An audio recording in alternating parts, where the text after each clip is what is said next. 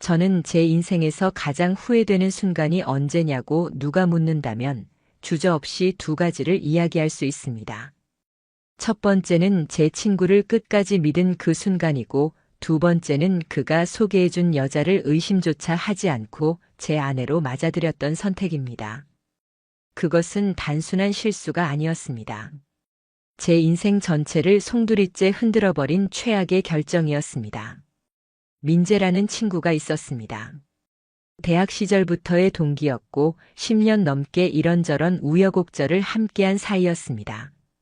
흔히 말하는 중마고우라 하기엔 늦게 만난 인연이었지만 그만큼이나 가까웠습니다. 술자리에서도 시험 기간에도 졸업 후 취업 준비를 하면서도 우리는 함께 붙어 다녔습니다. 허세가 좀 있고 말이 많아 가끔은 사람들에게 질린다는 이야기도 들었지만 적어도 제게 그는 가장 믿을 만한 친구였습니다. 자신이 친구를 끔찍이 아끼고 결코 배신하지 않을 사람이라는 걸 스스로 입버릇처럼 말하던 사람이기도 했습니다. 그래서 저는 그를 의심한 적이 단 한 번도 없었습니다. 제가 그녀를 처음 만난 건 그 민재의 소개 덕분이었습니다. 어느 날 점심을 먹던 자리에서 민재가 갑자기 고개를 돌려 말했습니다. 야, 넌 진짜 괜찮은 여자 만나야 한다.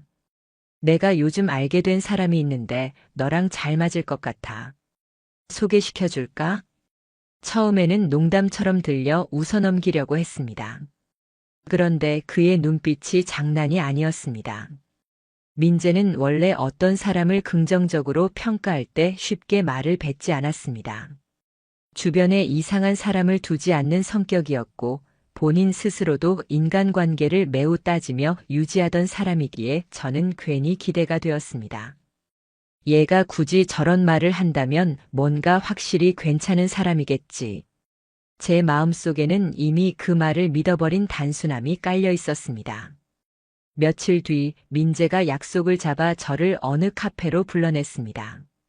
그 자리에 은정이 앉아 있었습니다. 그녀는 단정한 옷차림에 수수한 분위기를 풍기는 사람이었습니다.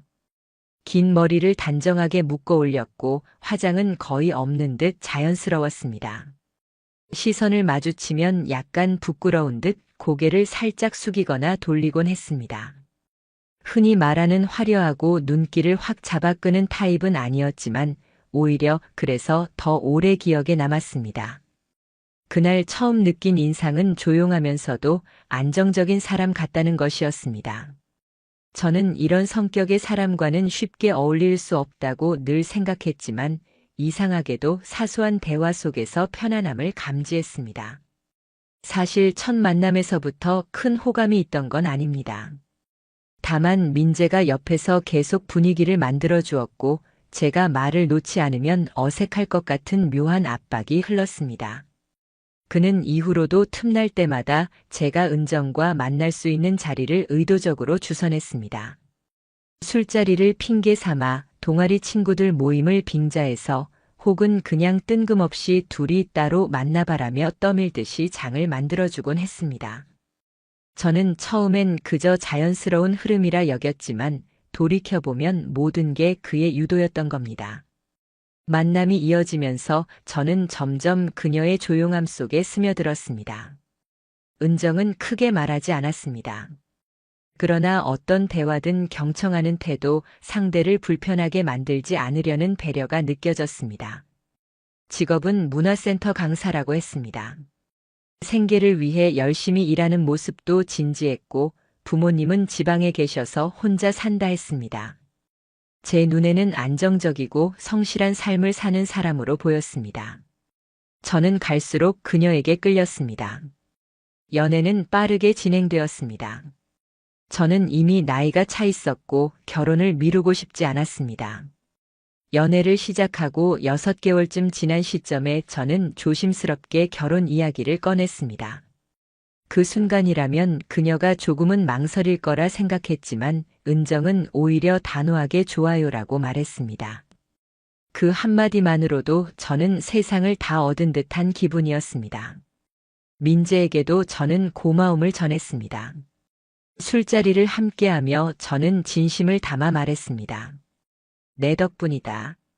내가 이런 여자를 만났고 인생에서 드디어 안정을 찾게 됐다. 그는 특유의 능청스러운 표정을 지으며 제 어깨를 툭툭 두드렸습니다. 내가 내 결혼까지 챙겨줬다. 앞으로도 내가 지켜볼 거다. 그 말을 들었을 때 저는 웃으며 농담으로 받아들였습니다. 평소처럼 친구끼리 주고받는 너스레라고 생각했지요. 하지만 그때는 알지 못했습니다. 그 한마디가 훗날 나를 얼마나 소름 돋게 만들 줄은. 결혼 생활은 초반에는 무척 평탄했습니다. 은정은 깔끔하게 집안을 돌보고 저를 배려하며 함께 일상을 만들어갔습니다. 큰 싸움은 없었습니다. 성격이 내성적인 만큼 말이 부족해 가끔 답답하기도 했지만 제가 바라는 결혼 생활의 안정과 평화는 분명히 있었습니다. 드디어 안착했구나 생각했습니다. 저는 그때 정말 행복했습니다. 그러나 결혼 1년쯤 지나면서부터 작은 균열이 보이기 시작했습니다. 처음에는 사소한 변화였습니다. 은정이 휴대전화를 사용할 때마다 고개를 잔뜩 숙여 화면을 가리거나 손바닥으로 화면을 덮는 일이 늘어났습니다. 이전에는 이런 행동이 없었기에 도드라져 보였습니다. 저는 속으로 사적인 메시지겠지. 누구에게든 개인적인 대화는 있을 수 있지라며 스스로를 달랬습니다. 그런데 점점 이상한 것은 다른 데 있었습니다. 은정이 민재와 너무 자주 연락을 하고 있었습니다. 제가 아는 민재는 연락이 뜸했습니다. 술자리를 좋아하긴 했지만 일상적 연락은 최소한으로 하던 사람인데 아내와는 대화가 잦았습니다. 의심이 들지 않을 수 없었습니다. 그래서 어느 날 슬쩍 물었습니다. 요즘 민재랑 자주 카톡하는 것 같네. 은정은 표정 하나 변하지 않고 대답했습니다. 오빠가 이런저런 조언을 해줘서요. 저는 그 대답을 믿었습니다. 아니, 믿으려고 했다고 하는 게 맞겠지요. 그는 제 친구였고 아내였으며 저는 두 사람 모두를 믿으면 된다고 생각했습니다. 제 안의 불안한 기운을 억누르며 그렇게 스스로를 설득했습니다. 하지만 시간이 흐를수록 은정의 태도는 더 멀어졌습니다. 함께 있어도 시선은 휴대전화를 향해 있었고 제 눈을 피하려는 행동이 잦아졌습니다. 감정의 실이 끊어지는 듯한 느낌이 들었습니다. 결정적으로 의심이 확신으로 바뀐 건 어느 날 밤이었습니다. 퇴근 후 집에 들어갔을 때 아내는 집에 없었습니다. 평소라면 늘 있던 사람이었는데 그날은 아무 연락도 없었습니다. 밤 9시가 넘어도 연락이 닿지 않았습니다. 수십 번 전화를 걸어도 받지 않았습니다. 11시가 넘어서야 은정은 아무렇지도 않은 얼굴로 집에 들어왔습니다. 회사에서 회식이 있었어요. 핸드폰 배터리가 다 돼서 연락 못했어요. 말은 담담했습니다. 그러나 저는 그녀의 옷에서 전에 맡아본 적 없는 향기를 느꼈습니다. 평소 뿌리지 않던 고급스러운 향수 냄새였습니다. 화장은 지운 듯 희미했지만 립스틱은 그대로였습니다. 그 모든 것이 어색했고 낯설었습니다. 그날 밤 저는 침대에 눕지 못하고 거실에 앉아 새벽까지 생각에 생각을 거듭했습니다. 머릿속에는 불길한 그림자들이 떠올랐습니다. 제 아내와 제 친구가 나란히 웃는 그림자, 제가 보지 못한 시간 속에서 맺어진 그들의 관계들. 그 순간 제 안에서 직감이 분명해졌습니다. 뭔가 잘못됐다. 이 모든 게 끝까지 밝혀져야 한다. 다음 날부터 저는 아내의 행동을 하나하나 기록하기 시작했습니다. 출근 시간, 퇴근 시간, 외출 여부, 휴대전화를 붙드는 시간까지. 저는 이제 더 이상 순진한 남편이 아니었습니다. 감정에 의한 믿음을 멈추고 사실과 행동을 관찰하려 했습니다. 그러면서 제 안의 불안은 증거를 찾으려는 집착으로 변했습니다. 그리고 마침내 저는 민재에게 슬쩍 물었습니다. 너 요즘 은정이랑도 자주 연락하는 거냐? 민재는 순간 웃으며 고개를 저었습니다. 아니, 무슨 소리야. 그냥 가끔 연락하는 정도지. 저는 그의 얼굴을 보며 바로 알았습니다. 오래 함께한 친구였기에 눈빛 한 줄기만으로도 거짓임을 알 수 있었습니다. 그러나 저는 대놓고 몰아세우지 않았습니다. 대신 마음속으로 확신을 굳혔습니다. 두 사람의 관계엔 제가 모르는 진실이 있다. 그 순간부터 제 인생의 균열은 더 크게 벌어지기 시작했습니다. 저는 아내와 친구 사이에 뭔가 심상치 않은 기운이 흐른다는 걸 피부로 느끼고 있었습니다.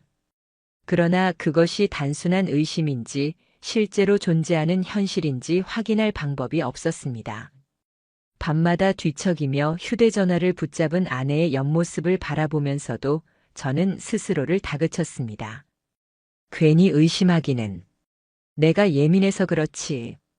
민재는 오래된 친구고 은정은 내 아내다. 그 둘 사이엔 아무 일도 없다. 그러나 그 말은 더 이상 저 자신조차 설득하지 못했습니다. 운명은 묘하게도 결국 제게 확실한 증거를 들이밀었습니다. 그건 너무도 사소한 과정에서 시작됐습니다. 어느 주말 집안을 정리하던 중 오래된 박스가 눈에 띄었습니다. 대학 시절에 쓰던 물건들이고 한동안 잊고 지냈던 기념품들이었습니다. 먼지가 뿌옇게 쌓여 있었고 안에는 낡은 사진, 강의 노트, 그리고 전자기기 몇 개가 들어 있었습니다. 그중 제 눈에 들어온 것은 USB 하나였습니다. 자세히 보니 과거 민재가 저에게 건네준 것이었습니다. 순간적으로 대학 시절 우리가 함께 찍었던 영상들이 떠올랐습니다. 어쩌면 학창시절 추억을 다시 볼 수 있겠다고 생각하며 저는 별 생각 없이 노트북에 USB를 꽂았습니다. 처음에 나타난 것은 예상대로였습니다. 여행, 모임, 연습실 같은 이름의 폴더들이 있었고 안에는 동아리 행사, 겨울 산행 같은 영상들이 들어 있었습니다. 대수롭지 않게 몇 개를 확인하다 저는 아주 특이한 폴더 하나를 발견했습니다. 이름은 수정본이었습니다. 다른 폴더들보다 글씨가 작은 듯 묘하게 숨겨둔 분위기를 풍기고 있었습니다. 순간 제 안에서 설명할 수 없는 불길한 감정이 일었습니다. 저는 잠시 망설이다가 결국 마우스를 움직여 폴더를 열었습니다. 안에는 단 하나의 영상 파일만이 있었습니다. 파일명은 알 수 없는 날짜와 숫자 조합이었고 기록된 날짜는 7년 전이었습니다. 제가 대학 3학년 무렵이었습니다. 심장이 쿵 하고 내려앉았습니다. 아무 이유도 없었지만 그 파일 속에 무언가 중요한 것이 있을 거라는 강한 예감이 몰려왔습니다. 재생 버튼을 누르는 제 손가락은 떨렸습니다. 화면이 켜지자 어두운 실내가 먼저 나타났습니다. 그곳은 낯설지 않았습니다. 자세히 보니 익숙한 가구와 벽, 좁은 공간에 흩어진 음료 수병들, 분명 대학 시절 저와 친구들이 드나들던 동아리방이었습니다. 그리고 곧 화면 속에 두 사람이 등장했습니다. 그 순간 제 심장은 멎는 듯 했습니다. 그것은 결코 다른 사람이 아니었습니다. 영상 속에 보이는 건 바로 제 친구 민재, 그리고 제 아내 은정이었습니다. 저는 처음엔 믿을 수 없었습니다. 화면을 꺼야 한다는 생각조차 하지 못하고 그대로 얼어붙은 채 모니터를 바라보았습니다. 은정은 제가 알던 모습과 너무 달랐습니다. 조용한 성격의 아내는 그곳에서 민재와 장난을 치고 있었습니다. 그의 어깨에 손을 올리고 웃으며 농담을 주고받고 있었습니다. 그녀의 표정은 밝았고 웃음소리는 제가 지금껏 들어본 그녀의 웃음보다 훨씬 자유로웠습니다. 마치 지금까지 제가 알고 있던 은정은 가짜였던 것처럼 말입니다. 민재 또한 화면 속에서 다른 사람이었습니다. 능청스럽게 그녀를 챙기고 그녀의 머리칼을 쓸어 넘겨주며 장난스런 표정으로 바라보는 그의 눈빛은 분명 연인의 눈빛이었습니다. 그들을 바라보는 순간 모든 의문이 한꺼번에 풀리는 듯 했습니다. 왜 은정이 민재와 그렇게 자주 연락을 했는지, 왜 저와 있을 때 시선을 피했는지 그 모든 것들이 설명되었습니다. 처음엔 혹시 날짜가 조작된 건 아닐까? 라는 생각이 들었습니다. 그러나 영상을 자세히 들여다보니 민재의 옷깃에는 그 당시 동아리 명찰이 달려 있었고 배경은 분명 동아리방 풍경이었습니다. 모든 것이 진실임을 말해주고 있었습니다. 저는 가슴이 졸라오듯 아프고 머릿속이 하얗게 가려지는 기분이었습니다. 몇 번이고 영상을 반복해서 보았습니다. 그러나 볼수록 더 깊은 배신감만이 제 마음을 갉아먹었습니다. 제가 가장 믿었던 두 사람, 평생의 친구와 인생을 함께하자 다짐했던 아내. 그들이 제가 오기 훨씬 전부터 서로에게 마음을 주고 있었고 그 사실을 숨긴 채 저와 결혼했다는 끔찍한 진실. 숨이 막혔습니다. 노트북 앞에 앉아있던 저는 결국 무너졌습니다. 손이 떨려 키보드조차 제대로 누를 수 없었습니다. 시간 가는 줄도 모르고 앉아있던 저는 어느 순간 스스로 중얼거리고 있었습니다.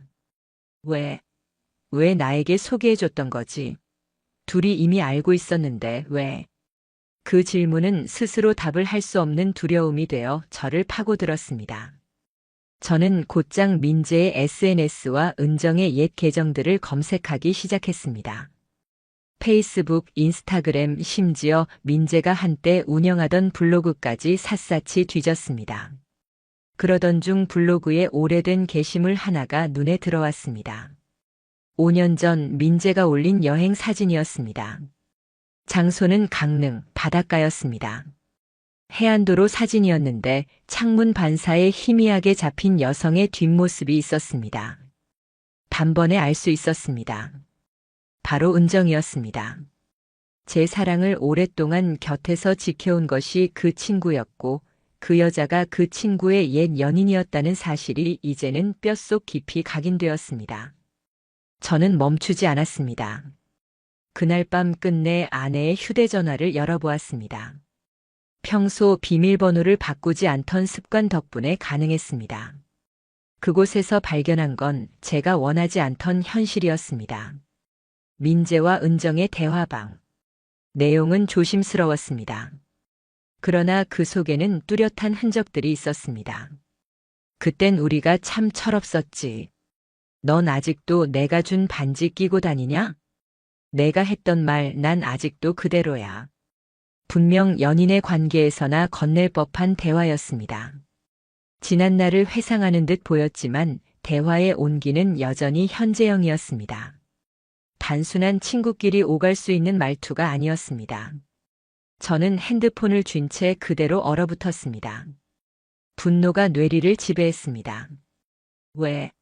대체 왜 그랬던 걸까? 나를 바보로 만들고 내 결혼 자체를 기만한 이 상황을 어떻게 받아들여야 한단 말인가? 더 이상 제 안의 화산을 억누를 수 없었습니다. 저는 직접 민재를 만나기로 했습니다. 다음 날 카페에서 마주 앉은 민재는 예의 그 익숙한 웃음을 지었습니다. 야, 무슨 일이야? 왜 그렇게 급해?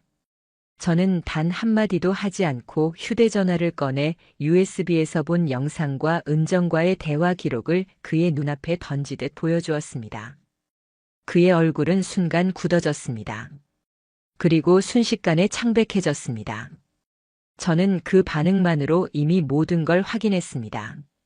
그는 한참 입을 떼지 못하다가 마지못해 이렇게 말했습니다. 그건 오래전 일이야.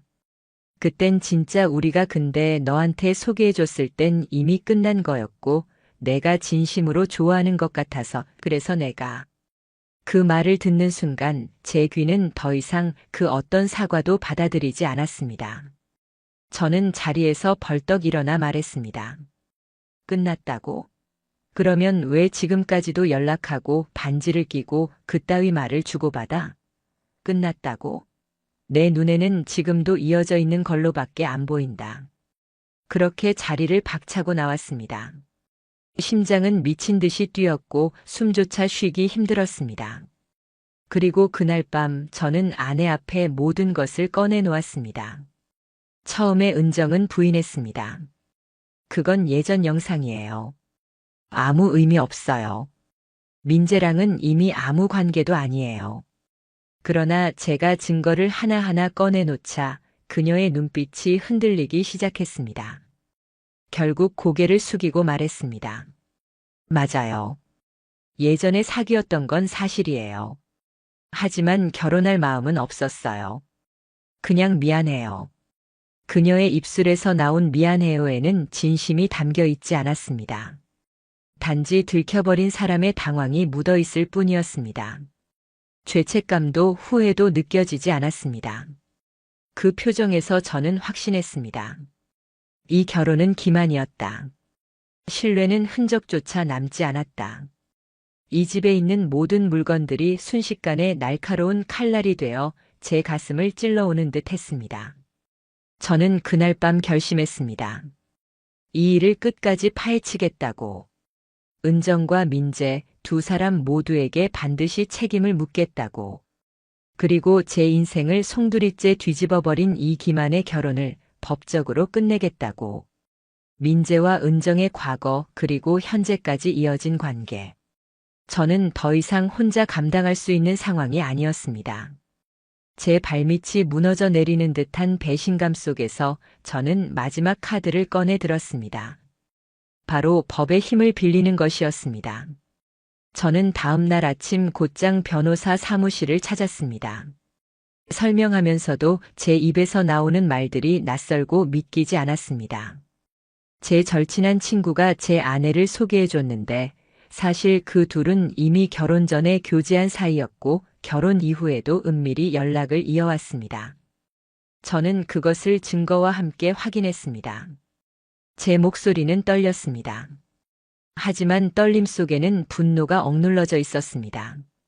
처음엔 변호사가 곤란하다는 듯 고개를 끄덕였습니다. 그러나 제가 준비한 증거들을 하나씩 보여드렸습니다. USB에 담긴 7년 전 영상, 민재 블로그 캡처본, 은정의 메시지 기록, 그리고 무엇보다도 결정적인 것은 카페에서 민재와 나눈 대화 녹음 파일이었습니다. 변호사의 눈빛이 바뀌었습니다. 조심스럽게 정리하던 그는 이내 단정적으로 말했습니다. 남편분, 이건 기망 결혼으로 다툴 수 있고 민재라는 사람에 대해서는 상간남 소송이 가능합니다. 증거가 명확하다는 게 결정적이에요. 영상, 사진, 녹취록 이 정도라면 훨씬 수월하게 진행될 겁니다. 그 말을 들은 순간 제 안에 웅크려 있던 절망이 조금은 빠져나갔습니다. 저는 스스로를 향해 속삭였습니다. 내가 미친 게 아니구나. 모든 게 사실이구나. 내 직감이 옳았구나. 제 삶을 짓눌러 오던 혼란 속에서 오랜만에 뚜렷한 확신을 얻은 순간이었습니다. 저는 변호사와 함께 즉시 절차를 밟았습니다. 아내와의 관계는 이혼 소송으로 동시에 위자료 청구를 진행하기로 했습니다. 민재에 대해서는 상간남 소송장을 제출했습니다. 친구라는 이름으로 쌓아왔던 긴 시간을 배신한 그에게 최소한의 책임이라도 지게 하고 싶었습니다. 며칠 지나지 않아 은정의 부모님에게서 연락이 왔습니다. 불쑥 들어온 전화에서 장모님은 떨리는 목소리로 저를 만나고 싶다고 했습니다. 만남의 자리는 한적한 찻집이었습니다. 장모님은 흰 얼굴로 눈가가 붉어진 채 저를 마주했습니다. 우리 은정이가 철이 없다 해도 마음만은 진심이었을 거야. 오래 전 민재를 만났던 건 사실이지만 끝난 사이라고 했어. 그래도 내가 더 좋다고 말하던 아이였다. 그 마음만큼은 믿어주면 안 되겠니? 저는 씁쓸한 웃음을 지으며 고개를 저었습니다. 장모님 마음이 진심이었으면 결혼 후 연락을 끊었어야죠. 그런데 여전히 반지를 끼고 있고 그때 그 말 아직 기억해? 그 같은 메시지를 주고받는데 그게 어떻게 끝난 건가요? 전 지금까지 기만당했습니다. 그 순간 장모님의 눈빛은 흔들리더니 결국 말을 잇지 못했습니다. 우리는 그렇게 대화를 끝냈습니다. 그 뒤로 은정의 가족은 저와 일절 연락을 끊었습니다. 아마도 이 문제를 굳이 드러내기보단 조용히 묻고 넘어가고 싶었던 듯 했습니다. 민재는 소송장을 받은 뒤 저에게 직접 전화를 걸어왔습니다. 한참 동안 통화 버튼을 누를지 고민했지만 결국 받았습니다. 그의 목소리는 당황과 억지가 뒤섞여 있었습니다. 야, 우리가 친구인데 이렇게까지 가야 하냐? 그건 다 과거 얘기잖아. 지금은 아무것도 없지 않냐. 증거라고 해봐야 옛날 얘기뿐이잖아. 저는 차갑게 대답했습니다. 그렇게 자신 있으면 법정에서 직접 말해라. 그 뒤로 민재에게서의 연락은 끊겼습니다. 법적 절차가 진행되는 과정은 생각보다 길고 버거웠습니다. 회사 일에는 도무지 집중할 수 없었고 사람 앞에 서 있는 것조차 힘겨웠습니다. 결국 저는 휴직계를 제출했습니다. 하루하루가 무너지는 듯 했고 대인 기피가 찾아왔습니다. 제 세상은 무너지고 있었습니다. 그러던 중 또 다른 뜻밖의 일이 저를 기다리고 있었습니다. 어느 날 인스타그램을 켰을 때 낯선 사람의 메시지가 도착해 있었습니다. 혹시 민재라는 사람과 법적 문제로 다투고 있지 않으신가요? 발신인은 자신을 민재의 옛 여자친구라고 소개했습니다. 처음에는 의심했습니다. 그러나 그녀는 민재와 함께 찍은 과거 사진들과 메시지 일부를 증거처럼 보여주었습니다. 모두 사실이었습니다. 그녀는 제게 이야기했습니다. 저도 그 사람한테 크게 상처받았어요. 그는 늘 여러 여자를 동시에 만났어요. 사랑받지 않으면 불안해하는 사람 같았습니다.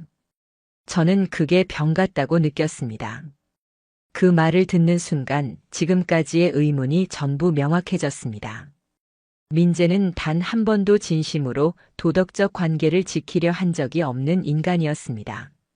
늘 여러 사람을 동시에 만났고 그 과정에서 수많은 사람들을 상처 입혔으며 저마저 파괴했던 겁니다. 저는 변호사를 찾아가 새로운 제보를 전했습니다.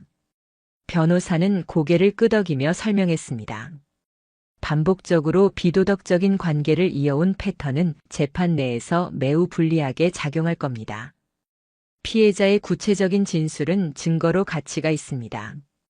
결국 저는 그녀의 동의를 얻어 진술서를 받아 법원에 제출했습니다.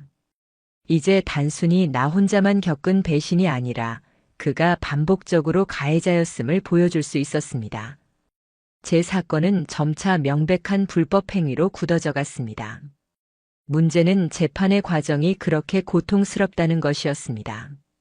법정에 앉아 있으면 민재가 저를 바라보며 늘어놓는 거짓말이 제 귀를 뒤틀리게 했습니다. 그건 옛날 얘기일 뿐이라든가 지금은 아무 일도 없다는 말. 눈앞의 증거를 보고도 녹취와 사진, 문자들 속에서도 그는 여전히 회피하는 말만 내뱉었습니다. 은정은 초반 몇 번 출석한 뒤엔 아예 모습을 감추었습니다. 그대로 거리를 두고 변호사를 앞세워 형식적으로만 대응했습니다. 저는 그 모든 과정을 단단히 견뎠습니다. 분노에 휘둘리면 오히려 제가 약자가 되리라는 걸 알았습니다. 그래서 처음부터 끝까지 증거와 사실만으로 대응했습니다. 제가 법정에 나갈 때마다 스스로 되뇌던 말이 있습니다. 이건 내가 미쳐 날뛸 사건이 아니라 진실이 드러날 사건이다. 날이 흐르고 재판은 서서히 끝을 향해 갔습니다. 재판은 길고도 고통스러운 여정이었습니다. 하지만 결국 끝은 찾아왔습니다. 그날 아침 저는 손에 땀을 쥐고 판결문을 받아들었습니다. 법원은 민재에게 3천만 원 위자료 지급을 명령했고 은정에게는 이혼과 함께 5천만 원 위자료 판결을 내렸습니다. 판사의 목소리가 법정 안을 울릴 때 제 귀에는 웅웅거리는 울림만 남았습니다. 제가 제출했던 영상, 블로그 캡처, 녹취록, 문자와 사진들, 그리고 민재의 전 여자친구가 내어준 진술까지. 그 모든 것들이 판결을 내리는데 결정적이었습니다. 하지만 서류에 찍힌 숫자만 본다고 해서 마음속의 허망함이 사라지는 건 아니었습니다. 재판이 끝난 그 순간 누군가라면 환하게 웃었을지도 모르겠습니다.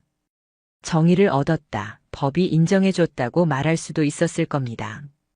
그러나 제 심정은 달랐습니다. 법이 판결한 위자료 몇 천만 원 따위로는 제 안에 깊게 파인 배신의 상처가 메워지지 않았습니다. 따내고자 했던 결과를 손에 쥐고도 저는 웃을 수 없었습니다.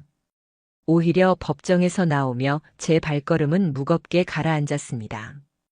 민재는 이 소문으로 회사에서 곤경에 처했습니다. 사내에는 이미 입소문이 퍼졌습니다. 누구네 부부가 이혼했는데 아내가 민재랑 몰래 호텔 다녔대. 같이 모임도 했었다던데 진짜 인간 쓰레기 아니냐. 자기 이미지에 누구보다 집착하던 사람이었기에 결국 민재는 사직서를 제출했습니다. 저는 그 이야기를 다른 경로로 전해 들었습니다. 인맥이 좁은 사회라 금세 퍼졌습니다. 오랫동안 자기를 포장해온 민재는 결국 자기가 쌓아온 가식의 무게를 견디지 못하고 무너졌습니다. 그 후로 민재는 자취를 감췄습니다. SNS 계정도 모두 삭제했습니다. 연락처를 바꾼 것 같았고 사람들 앞에 거의 나타나지 않았습니다. 한순간에 모든 인맥을 끊었고 흔적을 지워나갔습니다. 그는 스스로가 만든 감옥 속에서 도망치듯 사라져갔습니다. 그러나 그가 남긴 낙인은 지워지지 않았습니다. 업계 주변으로 퍼진 소문은 그를 언제든 다시 불러냈습니다. 은정의 상황도 크게 다르지 않았습니다.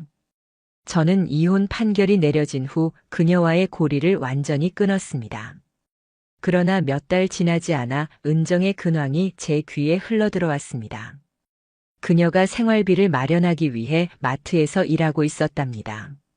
동네 주민들은 이미 그녀가 누구인지 눈치채고 있었습니다. 뉴스에 실명은 나오지 않았지만 지역 사회는 좁았습니다. 저 사람 그 유명한 사건의 여자 맞다더라. 그런 말들은 결국 은정을 사회에서 고립시켰습니다. 사람들의 시선은 칼날이었습니다. 아무리 숨기려 해도 진실은 흘러나갔습니다. 은정은 결국 그 일을 그만두고 또 다른 곳으로 일터를 옮겼다고 들었습니다. 하지만 어디에 가든 낙인은 그녀를 따라갔습니다. 그녀는 결국 이곳저곳 전전하며 누구에게도 쉽게 정착하지 못하는 삶을 살게 되었습니다. 저는 이사를 준비했습니다. 결혼 후 함께 살았던 집은 너무 많은 기억을 안고 있었습니다. 문을 열 때마다 함께 웃으며 들어오던 그녀의 얼굴이 떠올랐고 침대에 누우면 그 곁을 차지하던 그림자가 아른거렸습니다.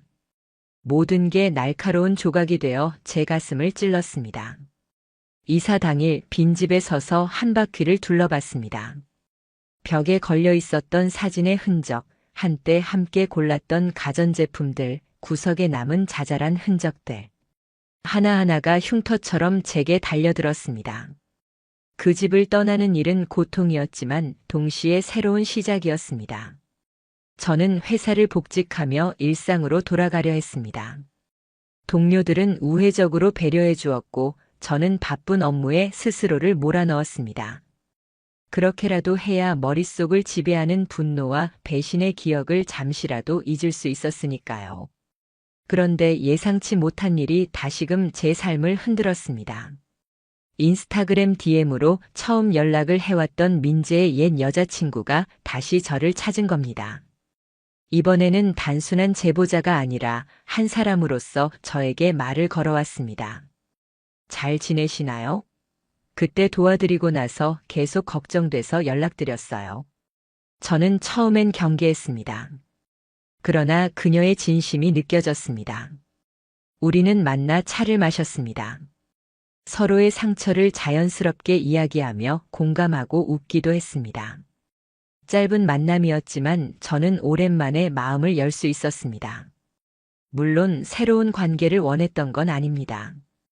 그저 저처럼 같은 상처를 겪었던 사람과 눈빛을 마주하고 서로의 고통에 귀 기울일 수 있었다는 게 큰 위로가 되었습니다. 저는 그 순간 알았습니다. 아, 나도 여전히 사람을 믿고 싶어 하고 누군가와 마음을 나누고 싶어 하는구나. 그건 절망 속에서 얻은 작은 희망이었습니다. 그럼에도 내 심장 깊은 곳에는 여전히 굳은 치욕과 분노의 잔재가 남아 있었습니다. 내가 믿었던 친구가 칼을 꽂았고 내 아내는 날 속였습니다. 그 사실은 지워지지 않았습니다. 그러나 저는 깨달았습니다. 상처가 사라지지 않는다 해서 인생이 끝나는 건 아니었습니다. 상처 위에 새로운 길을 놓을 수 있었고 저는 그 길 위로 천천히 걸어가기 시작했습니다. 법원이 내려준 판결은 민재와 은정을 법적으로 심판했지만 제 인생의 진짜 의미 있는 심판은 결국 저 자신의 선택이었습니다.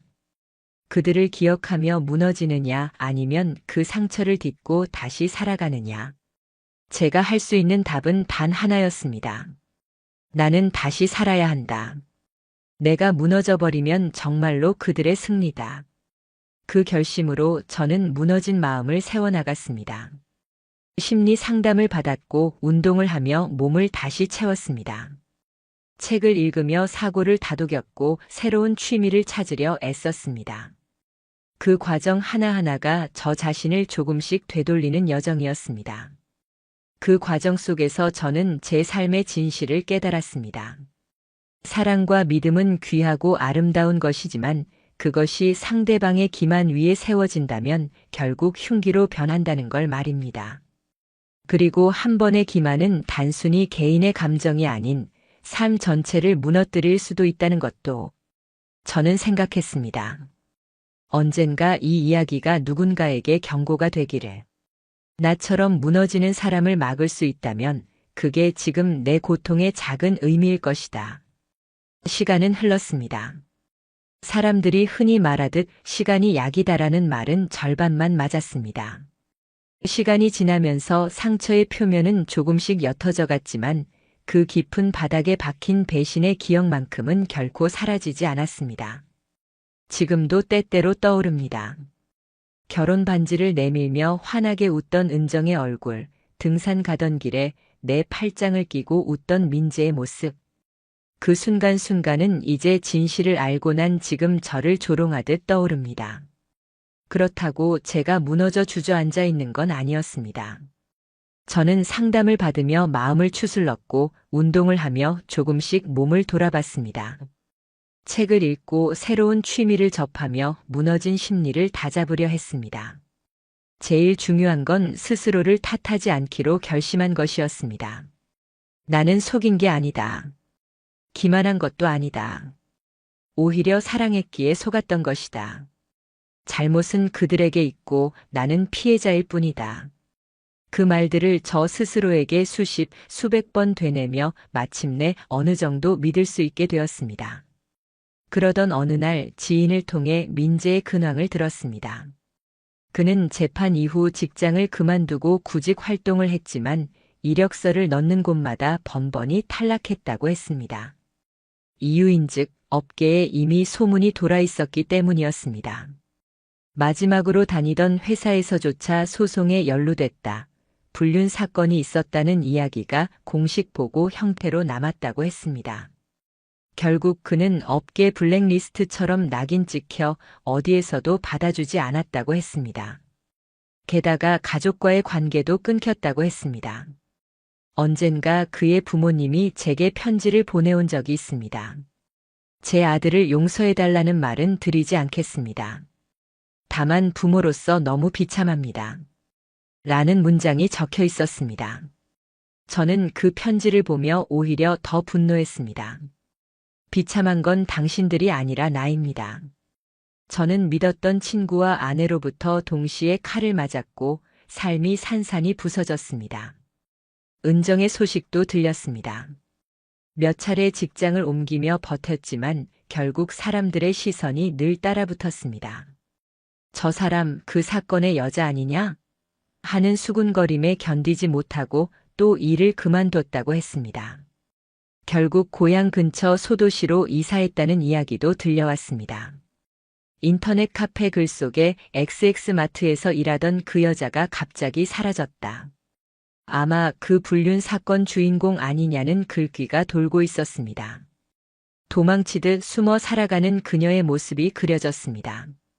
저는 속으로 생각했습니다. 자업자득이라고. 그들의 몰락을 보면서도 제 마음은 전처럼 시원하지 않았습니다. 분명 제가 받아야 할 정의가 돌아온 것은 사실이지만 그걸로 제 가슴속 상처가 치유되지 않았기 때문입니다. 그러나 동시에 깨달았습니다. 정의는 반드시 돌아온다. 시간이 걸리더라도 상처 입은 이에게 언젠가는 복수가 주어진다. 그러던 중 저는 우연히 유튜브에서 법률 전문 프로그램을 보게 되었습니다.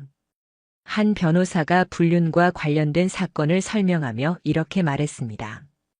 불륜은 단순히 도덕적인 잘못이 아닙니다. 상대방 인생을 송두리째 망가뜨리는 범죄에 가까운 행위입니다. 그래서 법은 반드시 책임을 묻는 것입니다. 그 말을 듣는 순간 제 눈에 눈물이 고였습니다. 그래, 내가 겪은 건 단순한 부부싸움이나 개인 간의 갈등이 아니었어. 내 인생을 송두리째 무너뜨린 범죄 같은 것이었지. 그러니 내가 이렇게 힘들었던 게 당연한 거야. 저는 그 말을 마음속 깊이 새기며 다짐했습니다. 언젠가 내 이야기도 누군가에게 경고가 될 수 있길, 그래서 나 같은 피해자가 더 이상 생기지 않길. 지금의 저는 예전과는 전혀 다른 인생을 살고 있습니다. 사람을 무턱대고 믿는 일은 하지 않습니다. 그러나 사람 자체에 대한 희망은 여전히 내려놓지 않았습니다. 믿음은 상대가 그 믿음을 지킬 수 있을 때만 의미가 있다는 사실을 배웠기 때문입니다. 제가 겪었던 이 불륜과 기만의 이야기는 결국 제 인생을 부숴버렸지만 동시에 다시 제 스스로를 세우게 만들었습니다. 피해자가 무너져 버리지 않는 한 결국 최종 승리는 저에게 돌아온다는 걸 알게 되었습니다. 이제 저는 말할 수 있습니다. 누군가 비슷한 상황을 겪는다면 꼭 기억하시라고. 처음 느낀 이상함은 결코 그냥 지나치지 마십시오. 당신의 직감은 틀리지 않습니다. 사랑이라는 이름 아래 숨겨진 거짓은 언젠가는 반드시 본색을 드러냅니다. 그때 당신이 흔들리지 않고 눈을 뜰 준비만 되어 있다면 결국 지옥 같은 상황에서 빠져나올 수 있습니다. 저는 그 지옥에서 살아나왔습니다. 이제는 새로운 삶을 살고 있습니다.